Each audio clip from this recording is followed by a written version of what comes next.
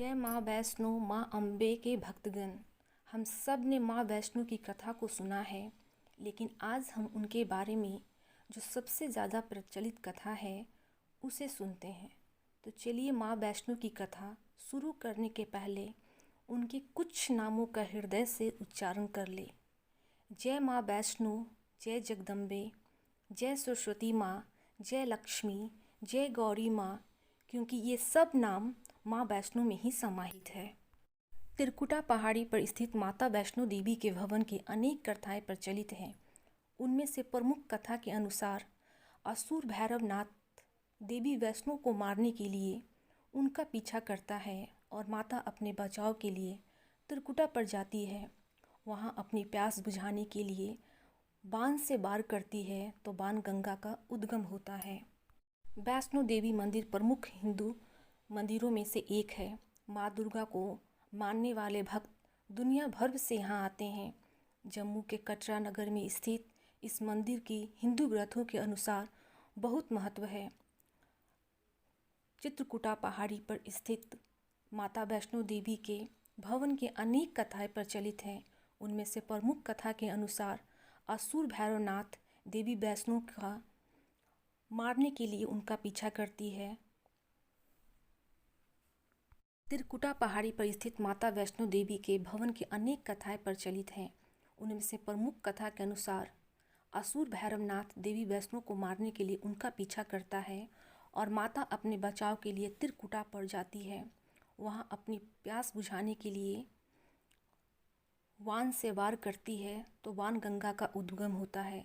गर्भ जून में भैरव से बचने के लिए 9 महीनों तक छुपी रहती है।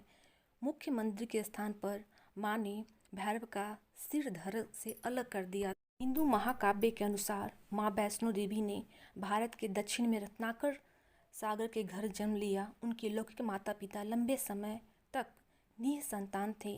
देवी बालिका के जन्म से एक रात पहले रत्नाकर ने वचन लिया कि बालिका जो भी चाहे वे उसकी इच्छा के रास्ते में कभी नहीं आएंगे।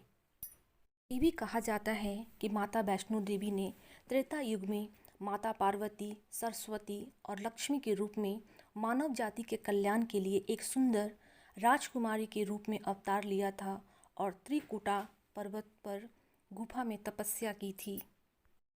वैष्णो देवी का विश्व प्रसिद्ध और प्राचीन मंदिर भारतीय राज्य जम्मू और कश्मीर के जम्मू क्षेत्र में कटरा नगर के समीप की पहाड़ियों पर स्थित है।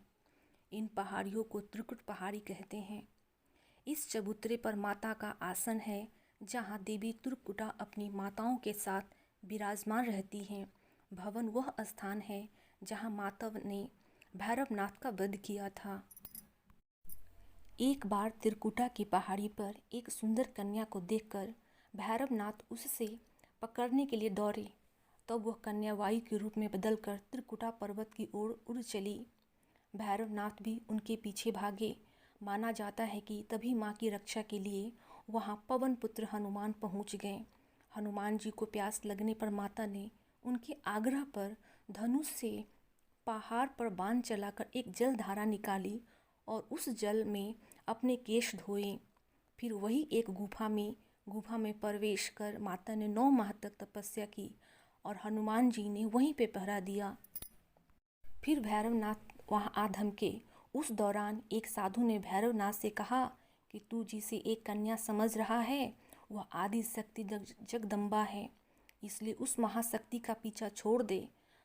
भैरवनाथ ने साधु की बात नहीं मानी। तब माता गुफा की दूसरी ओर से मार्ग बनाकर बाहर निकल गई। वह गुफा आज भी अर्धकुमारी या आदि कुमारी या गर्भजून के नाम से प्रसिद्ध है।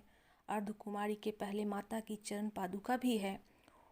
यह वह स्थान है जहां माता ने भागते भागते मुड़कर भैरवनाथ को देखा था। अंत में गुफा से बाहर निकलकर कन्या देवी का रूप धारण किया और भैरवनाथ वापस जाने का कहकर फिर से गुफा में चली गई। लेकिन भैरवनाथ नहीं माना और गुफा में प्रवेश करने लगा। यह देखकर माता की गुफा कर पहरा दे रहे हनुमान जी ने उसे युद्ध के लिए ललकारा और दोनों का युद्ध हुआ। युद्ध का कोई अंत नहीं देखकर माता वैष्णवी ने महाकाली का रूप लेकर भैरवनाथ का वध कर दिया। कहा जाता है कि अपने वध के बाद भैरवनाथ को अपनी भूल का पश्चाताप हुआ और उसने माँ से क्षमा दान की भीख मांगी। माता वैष्णो देवी जानती थी कि उन पर हमला करने के पीछे भैरव की प्रमुख मंशा मोक्ष प्राप्त करने की थी। तब उन्होंने न केवल भैरव को पुनर्जन्म के चक्र से मुक्ति प्रदान की, बल्कि उसे वरदान देते हुए कहा, मेरे दर्शन तब तक पूरे नहीं माने जाएंगे जब तक भक्त मेरे बाद तुम्हारे दर्शन नहीं करेगा। माता वैष्णो के एक परम भक्त श्रीधर थे। वह माता का भंडारा करना चाहते थे, लेकिन उनके पास इतनी शक्ति नहीं थी कि वह भंडारा कर सके। माँ वैष्णो सब जानती थीं। श्रीधर अपने उधेड़ बुन में लगा हुआ था कि अब मैं जो सोचा है वो हो पाएगा या नहीं हो पाएगा। वह सुबह तक समस्याओं से घिरे हुए थे और बस उसे अब देवी माँ से ही आस थी। वह अपनी झोपड़ी के बाहर पूजा के लिए बैठ गए। दोपहर तक मेहमान आना शुरू हो गए थे। श्रीधर को पूजा करते देख वे जहाँ जगह दिखी वहाँ बैठ गए। सभी लोग श्रीधर की छोटी सी कुटिया में आसानी से बैठ गए। श्रीधर ने अपनी आंखें खोली और सोचा कि इन सभी को भोजन कैसे कराएंगे। तब उसने एक छोटी लड़की को झोपड़ी से बाहर आते हुए देखा, जिसका नाम वैष्णवी था। वह भगवान की कृपा से आई थी। वो सभी को स्वादिष्ट भोजन परोस रही थी। भंडारा बहुत अच्छी तरह से संपन्न हो गया था। भंडारे के बाद श्रीधर उस छोटी लड़की वैष्णवी के बारे में जानने के लिए उत्सुक थे, पर वैष्णवी गायब हो गई और उसके बाद किसी को नहीं दिखी। बहुत दिनों के बाद श्रीधर को उस लड़की का सपना आया। तब स्पष्ट हुआ कि वह माँ वैष्णो देवी ही थी। माता रानी के रूप में आई लड़की ने उसे गुफा के बारे में बताया और 4 बेटों के वरदान के साथ उसे आशीर्वाद भी दिया। श्रीधर एक बार फिर खुश हो गए और माँ की गुफा की तलाश में निकल पड़े। कुछ दिनों की बाद तलाश करते करते वो गुफा मिली। तभी से वहाँ पर माता के दर्शन के लिए श्रद्धालु जाने लगे और तभी से माता के दर्शन के लिए श्रद्धालुओं का तांता लगने लगा। माता के बारे में यह भी कहा जाता है कि माँ की इच्छा के बिना कोई उनका दर्शन नहीं कर सकता।